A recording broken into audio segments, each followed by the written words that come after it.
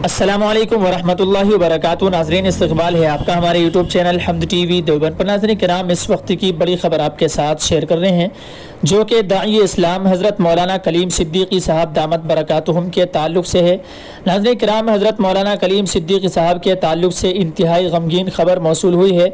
बतलाते चलें आपको कि चंद दिन कबल ही हज़रत मौलाना कलीम सिद्दीकी साहब की इलाहाबाद हाई कोर्ट के लखनऊ बेंच से ज़मानत हो गई थी, लेकिन रिहाई नहीं हुई थी।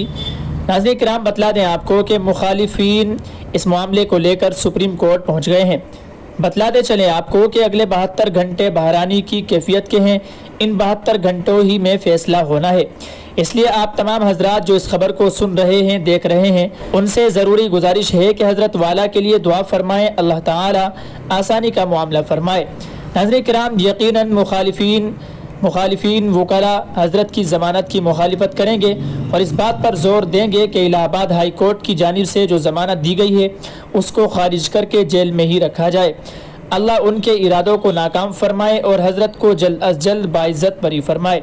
नाज़रीन किराम, आपसे गुजारिश है कि इस खबर को ज़्यादा से ज़्यादा शेयर करते जाएँ और तमाम हज़रात से दुआ की अपील है। अस्सलामु अलैकुम वरहमतुल्लाहि वबरकातुहू।